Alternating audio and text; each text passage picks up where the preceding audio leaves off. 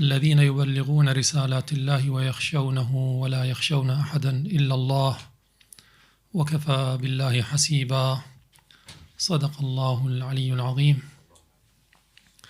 السلام على الحسين وعلى علي بن الحسين وعلى أولاد الحسين وعلى أصحاب الحسين وعلى أخيه أبي الفضل العباس وأخته الحوراء زينب ورحمة الله وبركاته. والسلام عليكم ورحمة الله وبركاته. عظم الله أجورنا وأجوركم بمصابنا بسيدنا ومولانا أبي عبد الله الحسين وأهل بيته وأصحابه. حقيقة الوقت قليل والحديث يحتاج إلى وقت أكثر من هذا، ولكن سأختصر إن شاء الله، لعله على ملاحظات فنية أو عملية في المجلس الحسيني، وأنا أصريت على أنه لا أبدأ الحديث إلا بحضور كل الأخوة، لأن هذه الأيام العشرة أياما معدودات، شبيهة بتلك الأيام اللي يتحدث عنها الله سبحانه وتعالى ليشهدوا منافع لهم. ولعل يعني احنا غير ملتفتين لهذا الربط بين الحج وبين الإمام الحسين صلوات الله وسلامه عليه. هذا الربط أن الله ينظر الزوار الإمام الحسين عليه السلام قبل أن ينظر لأهل عرفة. أهل عرفة يؤدون فريضة عظيمة، لكن ورد في الروايات عن المعصومين إن الله ينظر لزوار الإمام الحسين، لأنه بتضحية الإمام الحسين عليه السلام كانت عرفة، بقيت عرفة، وبتضحية الإمام الحسين بقيت الصلاة، وبتضحية الإمام الحسين بقيت الزكاة.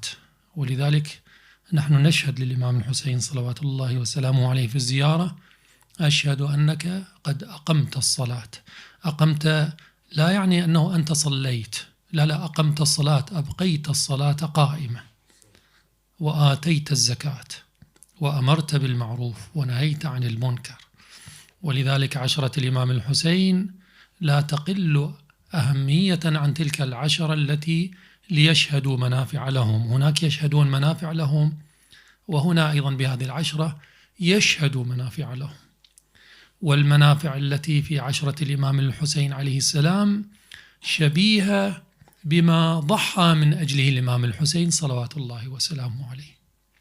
الإمام الحسين هو يقول ويعلن: ألا وإني لم أخرج أشرا ولا بطرا ولا ظالما ولا مفسدا، وإنما خرجت لطلب الإصلاح في أمة جدي، أريد أن آمر بالمعروف وأنهى عن المنكر وأسير بسيرة جدي وأبي. نعم، ذلك الجيش اليزيدي السفياني الأموي ارتكب تلك الجريمة البشعة التي حقيقة أحيانا عندما يفكر الإنسان العاقل بتلك الجريمة يقف التفكير: كيف تقبلت هذه الأمة في ذاك الوقت وفي هذا الوقت؟ كيف تقبلت هذه الأمة التي تدعي أنها أمة محمد صلى الله عليه وآله؟ كيف تقبلت تلك الجريمة البشعة؟ حقيقة يعني هذه القضية تحتاج إلى وقوف طويل من المسلمين جميعا، مو فقط من الشيعة. الشيعة الآن هم شيعة الحسين صلوات الله وسلامه عليه، ويذكرون مصيبته، يبكون على مصيبته، ولكن تلك الأمة العريضة التي تدعي أنها أمة محمد كيف تقبلت؟ اللهم صل. لا ينقضي العجب حقيقة من أمة تدعي أنها أمة محمد صلى الله عليه وآله وتغفل عن هذه الجريمة. أولا تتقبل حدوثها في ذاك الوقت، وإن حاولنا أن نبرر لهم ذلك السكوت في تلك اللحظة بطغيان يزيد الطاغية وإجرامه، لكن لا يمكن أن نبرر السكوت في هذا الزمان. ليس فقط السكوت، بل محاولة تبرير تلك الجريمة، وهذه جريمة أخرى. أن يحاول الإنسان الذي يدعي أنه مسلم ليس فقط يسكت عن تلك الجريمة، وإنما يحاول أن يبرر تلك الجريمة ويبرر للقاتل، يلتمس له الأعذار. احنا شايفين بعض أتباع التيار الأموي إلى يومنا هذا يعتذر أن الحسين قتله الشيعة، وأن يزيد لم يكن يعلم. يزيد ما كان يعلم بالقضية، وأنه بكى وتأسف عندما وضع رأس الحسين بين يديه. عجيب، لمن بعثوا برأس الحسين له هدية؟ يعني ما كان يدري مخلي رأس الإمام الحسين بين يديه. طبعا لا ينقلون ماذا كان يفعل، ماذا قال من أشعار كفرية في تلك اللحظة. لا يبررون أنه كان ما يدري.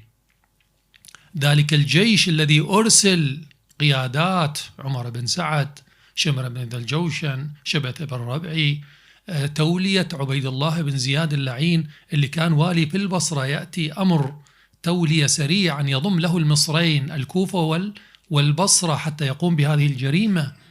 هذا كله ما يدري يزيد. هاي الأوامر اللي أصدرها والجيش الذي بعثه ليحاصر الحسين في صحراء ليموت هو وأطفاله عطشا، هذا كله ما يدري يزيد.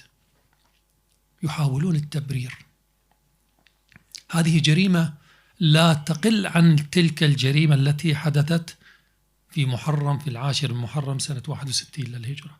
أن يحاول مسلم يدعي أنه من أمة محمد أن يبرر للقاتل بعد 1400 عام. ومن هو المقتول؟ المقتول سيد شباب أهل الجنة بإجماع المسلمين، حفيد رسول الله، صبط رسول الله، والذي قال عنه رسول الله عنه وعن أخيه الإمام الحسن بأنهما سيدا شباب أهل الجنة. يعني لما النبي صلى الله عليه وآله يقول هو السيد شباب أهل الجنة، ونحن نعتقد وجميع المسلمين يعتقدون أن الجنة كل أهل الجنة شباب، ليس فيهم شيوخ كما زعموا أن فيهم شيوخ. أهل الجنة كلهم شباب، وفيهم أنبياء ورسل وصديقين وشهداء، والحسن والحسين سيدا. أنا البارحة والله كنت أسمع لأحد هؤلاء النواصب للأسف من هذا التيار الأموي يتحدث عن مقتل الإمام الحسين ويقول قال عنه النبي أنه من سادة أهل الجنة. من سادة أهل الجنة، التدليس، الحقد. من سادة، لا رسول الله لم يقل من سادة، قال سيدا، يعني الحسن والحسين هما سيدا شباب أهل الجنة على الإطلاق، وليس من سادة، بمعنى أنهما في قمة الإيمان. وإذا كان الحسن والحسين في قمة الإيمان والإخلاص لله، فقاتل الحسين في قمة الكفر، يجب أن يكون في قمة الكفر إذا كان هناك إنصاف عند من يدعي الإسلام. أما أن يأتي ويحاول أن يخطئ الإمام الحسين ويلتمس الأعذار لقاتله، بل ويتمادى بعضهم حتى يقول إن الحسين قتل بسيف جده والعياذ بالله، هذا تكذيب لرسول الله، هذا كفر. هاي الكلمة كفر. من قال بأن الحسين قتل بسيف جده هذا يكفر لأنه يكذب رسول الله صلى الله عليه وآله. رسول الله يقول عنه سيد الشهداء، يقول عنه سيد شباب أهل الجنة، فيأتي ناصبي أموي يزيدي ليقول أن الحسين شق عصا المسلمين، والنبي قال من يشق عصا المسلمين فاقتلوه، فإذا رسول الله هو الذي قتل الحسين. أي إجرام هذا؟ ويدعون بعد ذلك أنهم من أمة محمد ويرجون شفاعة محمد يوم القيامة. ولذلك حقيقة من الأمور المؤلمة، الإمام الحسين صلوات الله وسلامه عليه إمام معصوم، يعرف ويعلم ويؤمن أنه جزء من المشروع الإلهي، وهو راضي بهذا الدور من اليوم الأول. ليس من اليوم الأول، رسول الله أخبر من يوم ولادته أنه تقتله فئة تدعي أنها من أمتك بأرض يقال لها كربلاء، والإمام الحسين يعرف التفاصيل كلها من اليوم، ألا وأني خارج بهذه الأسرة تقطعني عسلان الفلوات بين النواويس وكربلاء، خير لي مصرع أنا لاقيه. القضية واضحة عند الإمام الحسين. الإمام الحسين اختبار لهذه الأمة، هو مؤمن، هو مسلم، هذا معنى التسليم لله، هو مسلم لله أن يلعب هذا الدور الذي اختاره الله له. ونحن نروي أن رسول الله صلى الله عليه وآله لما رآه في الرؤيا ليلة وداعة قبر جده وقال يا جد خذني إليك، خذني معك، قال إن لك منزلة في الجنة لا تنالها إلا بالشهادة. ورؤية المعصوم حق، وهو أخبر المعصوم عن هذا الشيء. الإمام الحسين واضح، ولكن الابتلاء للأمة كيف تقبلت. ولذلك من الأمور المؤمنة، من الأمور المؤلمة حقيقة ما ذكره الإمام الحسين في خطبته يوم عاشوراء عندما خاطب القوم، حتى وصل إلى قوله أهؤلاء تعضدون وعنا تتخاذلون. يعني عجيب، هاي الأمة تنصرون أعداء الله وأعداء رسول الله وأعداء أهل البيت الذين اجتمعت كلمتهم على قتل ابن بنت نبيهم، وهو يقول والله لو بحثتم في شرق الأرض وغربها لا تجدون ابن بنت نبي غيري فيكم ولا في غيركم، ما موجود على وجه الأرض ابن بنت نبي فيكم ولا في غيركم، لكن هاي الأمة نقاتلك بغضا منا لأبيك. ارتكبوا تلك الجريمة. ولذلك المؤلم أن المسلمين بعد 1400 عام لا أحد منهم يتوقف يفكر يراجع كيف تقبلت الأمة هذه الجريمة البشعة، كيف ترضى اليوم كيف يدعي مسلم أنه من أمة محمد ويقبل بهذه الجريمة ويبرر ليزيد ويبرر لمن سلط يزيد على رقاب هذه الأمة. لكن لا زال الحسين يقتل في كل عام إلى يومنا الحالي، إلى يومنا هذا يقتل الإمام الحسين. ولذلك نقرأ في بعض عبارات زيارة بالفضل العباس سلام الله عليه: لعن الله أمة قتلتكم بالأيدي والألسن. بالأيدي والألسن. الآن شيعة آل أبي سفيان التيار الأموي مستمر في قتل الإمام الحسين بالألسن بعدما قتله آل أمية بالأيدي. ولكن يؤسفني أن أقول أن هناك من يدعي أنه من شيعة الحسين عليه السلام أيضا يقتل الحسين بالألسن، يساهم في قتل الإمام الحسين صلوات الله وسلامه عليه. أنا اليوم وصلني مقطع بعثوا لي الإخوان، حقيقة أزعجني. أحد الخطباء خطيب حسيني المفروض صعد على منبر الحسين صلوات الله وسلامه عليه، يقول للناس هذا المنبر وظيفته فقط ذكر مصيبة الإمام الحسين، ما له علاقة بشيء آخر. يعني لا يتدخل بالمشاكل السياسية ولا المشاكل الاقتصادية ولا المشاكل الاجتماعية ولا أي مسألة. تجي مصيبة الحسين تقراها وابكوا على الإمام الحسين ورجعوا لبيوتكم. هاي كارثة، هذا قتل آخر للحسين صلوات الله وسلامه عليه. يعني الإمام الحسين عليه السلام لما خرج، لماذا خرج؟ ألا وإني لم أخرج أشرا ولا بطرا ولا ظالما ولا مفسدا، وإنما خرجت لطلب الإصلاح. شنو يعني الإصلاح؟ الإصلاح يعني مقابل الإفساد. الإفساد مطلقا، كل أشكال الإفساد الإمام الحسين خرج، لأن يزيد كان فاجر فاسق قاتل للنفس المحترمة، جميع المعاصي ارتكبها، ظالم، يعني فساد سياسي، فساد اقتصادي، فساد أخلاقي، فساد اجتماعي، جميع الموبقات يزيد كان يجسدها. الإمام الحسين صلوات الله وسلامه عليه خرج ليواجه هذا الفساد، ومنبر الإمام الحسين يجب أن يواجه هذا الفساد، يجب أن يربي الأمة أن تواجه هذا الفساد. كلما أينما وجد فساد يجب على منبر الإمام الحسين ومن يرتقي منبر الإمام الحسين عليه السلام الذين يبلغون رسالات الله ويخشونه ولا يخشون أحدا إلا الله وكفى بالله حسيبا، يواجه الفساد.